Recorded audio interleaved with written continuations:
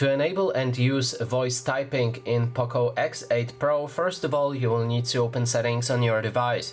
Next step is to navigate all the way down and click on additional settings. After that, we'll be able to find the options for languages and input. You can click on manage keyboard and select Gboard. Then find voice typing and make sure that voice typing is active, and also that in language options you have the language added that you're gonna use for voice typing.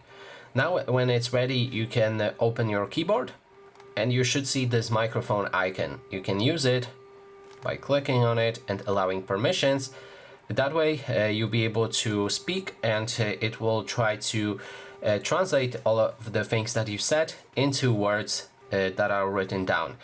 So that is basically everything. Thanks so much for watching, and if you like this video, please consider subscribing.